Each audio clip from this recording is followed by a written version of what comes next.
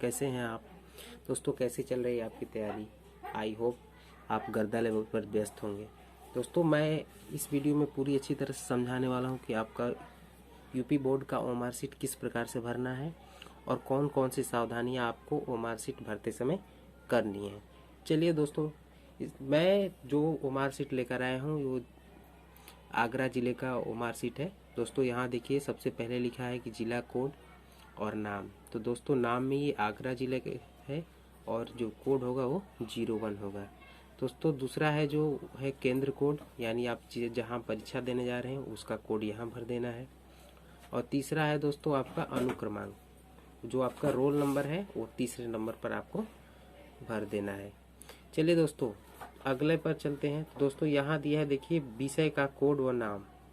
आपको दोस्तों अच्छी तरह से अगर नहीं दिख रहा हो तो आप वीडियो की क्वालिटी 720p में कर लीजिए। दोस्तों यहाँ देखिए विषय का कोड जहाँ लिखा है वहाँ आपको विषय का कोड भर देना है।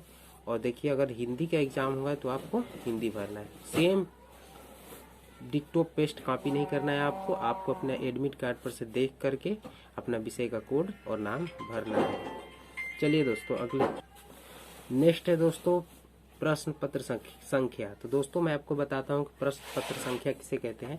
दोस्तों आपको जो भी पेपर मिलेगा उसके बगल में यहाँ पर लिखा होता है, देखिए यहाँ पर दिया है 801 और DA। तो दोस्तों ये है प्रश्न पत्र संख्या, इसको बोलते हैं आप प्रश्न पत्र संख्या, और इसको दोस्तों बोलते हैं प्रश्न पत्र मार्का। तो दोस्तों यहाँ पर जो दिया है, देखिए यहाँ पर प्रश्न पत्र संख्या, तो वहाँ पर आपको 801 भर देना है। चलिए दोस्तों नेक्स्ट पर चलते हैं।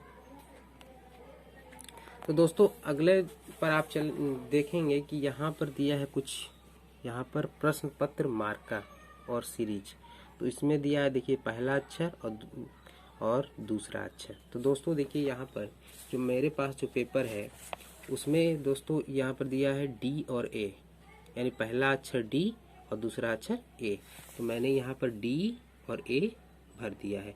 दोस्तों आप D और A भरे हैं तो आपको D को ही पूरी अच्छी तरह से यहाँ पर रंगना है। यहाँ पर देखिए पूरी A से लगाए Z तक आपको नंबर गिनती अक्षर दिए होते हैं और उसमें आपको D को पूरी अच्छी तरह से रंग देना है।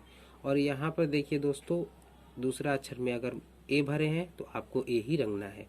जरूरी नहीं है कि आपके पेपर में भी DA आए, आपको जो भी पेपर में आया हो वही आप रंगेंगे। चलिए दोस्तों नेक्स्ट पर चलते हैं। नेक्स्ट पर दिया है दोस्तों यहाँ पर चित्रकला विषय हेतु। तो दोस्तों चित्रकला विषय हेतु में आपको दो भाग मिलेंगे, आलेखन भाग और प्रावैधिक भाग। तो दोस्तों आपको जिस दिन आपका कला का पेपर रहेगा उसी दिन आपको ये फिल करना है, अन्यथा दूसरे एग्जाम के दिन जैसे हिंदी हो, इंग्लिश हो, मैथ हो, उस दिन आपको ये चीज़ें फिल नहीं करनी है दोस्तों।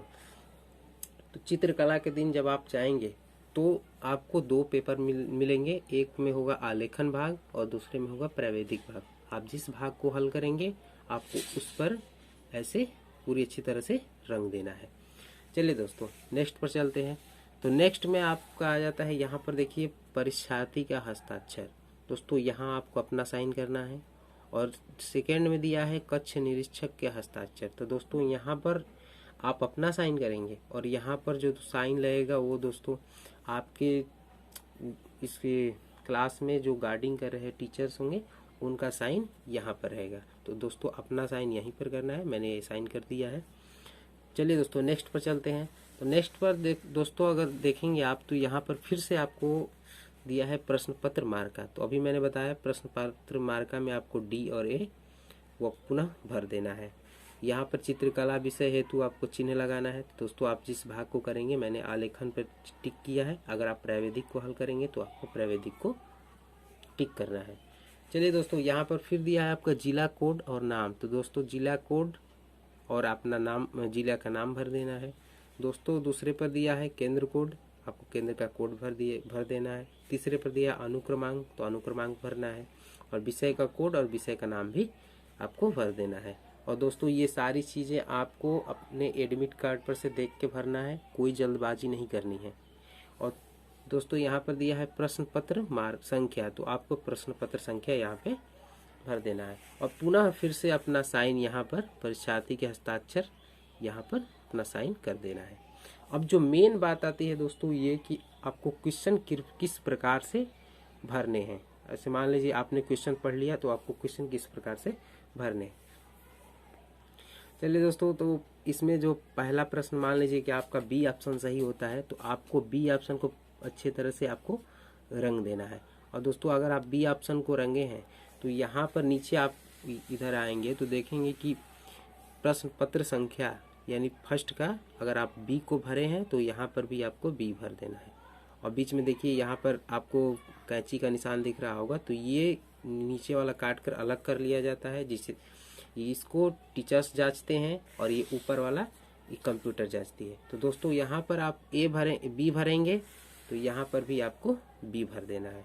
और सेकेंड नंबर पे आप देख रहे हैं दूसरे का अगर आपका आंसर सी हुआ तो आपको सी रंग देना है अच्छी तरह से, और सी ही आपको दूसरे वाले पर लिखना है दोस्तों। चलिए दोस्तों, अब एक कॉमन माइंड में क्वेश्चन आता है कि अगर मान लीजिए कि यहाँ पर आपने ओमार शीट में यहाँ पर आपने बी ऑप्शन को रंग दिया, और अगर आप रंगने के बाद समझ आया आपको कि बी ऑप्शन नहीं सी ऑप्शन है इसका राइट आंसर है, तो दोस्तों ऐसी स्थिति में आपको क्या करना है। दोस्तों आपको यहाँ पर लगा कि आपको राइट आंसर सी है, तो यहाँ तो आप बी रंग दिए हैं, इसमें काट पीट नहीं करेंगे, ना ही इसमें व्हाइटनर का प्रयोग करेंगे। यहाँ पर आपको जो सही आंसर लग रहा है उसको यहाँ पर लिख देंगे। सी मान लीजिए आपने लिख दिया, और ये पेपर में वो मार्कशीट में ये चीज़ें ज़्यादा मायने रखेंगी, ये रंगने वाला कम मायने रखेगा दोस्तों। तो आपको पहले तो आपको सही से जांच पड़ताल कर लेनी है कि कौन सा क्वेश्चन सही है कौन सा क्वेश्चन, तो उस पर आराम से आंसर देना है। अगर कोई गलती चूक हो भी जाता है तो आपको यहाँ पर रंग देनी है। और दोस्तों अगर मान लीजिए कि आपने कहीं भी गलती कर दी मार्कशीट भरने में, तो दोस्तों आप उसको टीचर से तुरंत बताइए, और आपको एक ब्लैंक पेपर मिलेगा दोस्तों, उस पर अपना आंसर लिखना होता है दोस्तों। तो ऐसी गलती ना करें कि मान लीजिए आपका मार्कशीट खराब हो गया तो उसको उसी तरह जमा कर दीजिए, नहीं। अगर आपका मार्कशीट खराब हो जाता है तो आप टीचर से ब्लैक पेपर मांग सकते हैं और वहाँ से अपना आंसर लिख सकते हैं। चलिए दोस्तों, इस वीडियो में इतना ही, मिलते हैं किसी नेक्स्ट वीडियो में, तब तक के लिए जय हिंद जय भारत, वंदे मातरम।